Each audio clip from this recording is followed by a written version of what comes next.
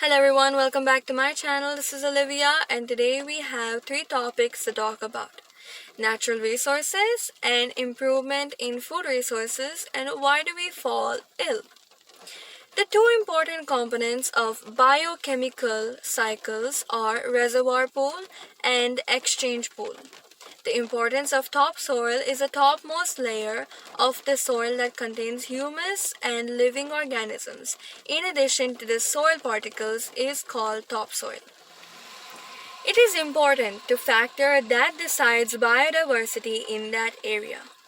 The outer covering of the earth is called crust. Now let's talk about the importance of humus.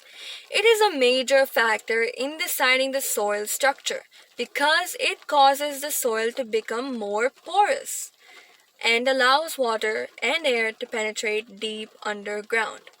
If we intake polluted air continuously, we have to suffer from diseases like allergy and cancer and heart disease.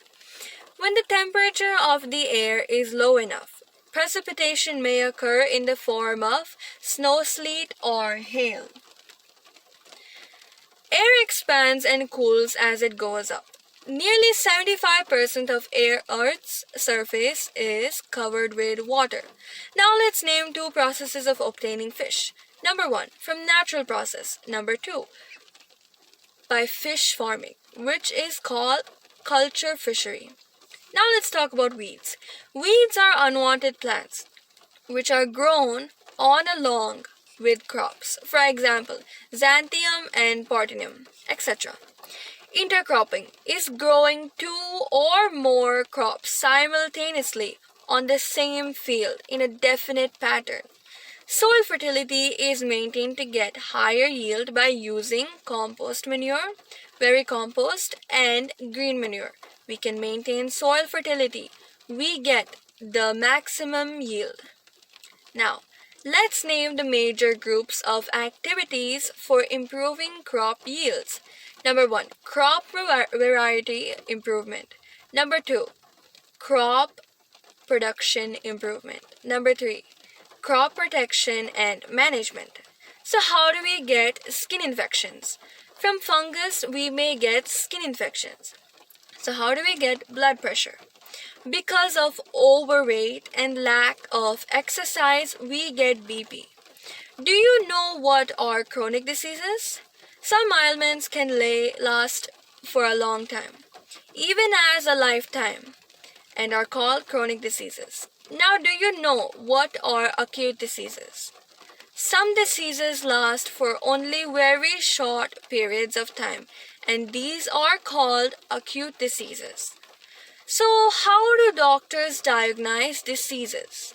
Well, the answer to that is with the help of information from the laboratory, doctors are diagnosing the diseases accurately.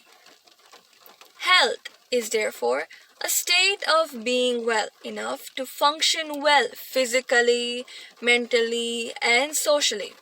So, what precautions can you take in your school to reduce the incidence of infectious diseases? Number 1, we should maintain the school environment clean.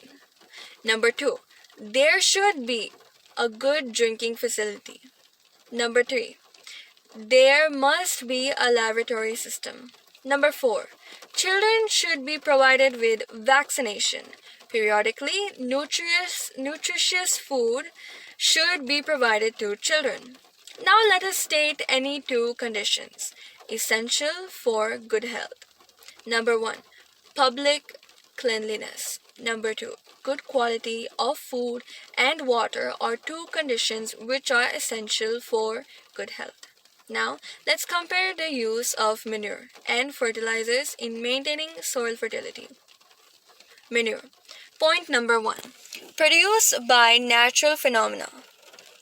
Fertilizer. Number 2, produced from the chemical processes. Manure. Number 2. Point number 2, dosage is not fixed. Fertilizer. Point number 2, the dosage is fixed. Manure. Point number 3, maintain the pH of soil. Fertilizer. Point number 3, the pH of soil may be altered. Manure. Point number 4. Rich with microbes, nutrients, and do not pollute the soil. Fertilizer. Point number 4. Rich with phosphorus, potassium, and pollute the soil. Moisture and temperature are the factors which are responsible for losses of grains during storage. Now, let us talk about the advantages of composite fish culture. Point number 1. By composite fish culture, the food available in all the parts of the pond is used. Point number 2. This increases the fish yield from the pond. These are the advantages of composite fish culture. Now let's list any 3 human activities that we think would lead to air pollution. Burning of fossil fuels leads to air pollution by the destruction of forests, by industrialization. Those are some examples. So what is soil erosion? Flowing water and blowing while carry soil particles along with them. This is called soil erosion.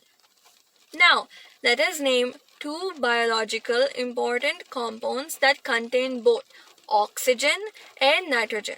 Number 1. Oxygen, carbon dioxide, phosphorus pentoxide. Number 2. Nitrogen, amino acid, and protein.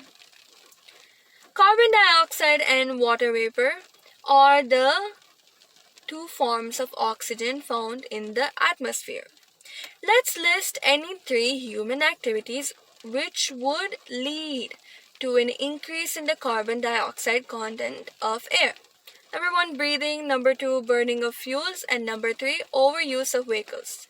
Finally, let's talk about the greenhouse effects. So, what are they? Well, some gases prevent the escape of heat from the earth. An increase in the percentage of such gases in the atmosphere would cause the average temperatures to increase worldwide. And this is called the greenhouse effect. That's it for today. Hope you guys liked this video. If you did, don't forget to give a like, subscribe, and click the notification bell. Thanks for watching today's video. May God bless you all. Have a wonderful day and stay safe.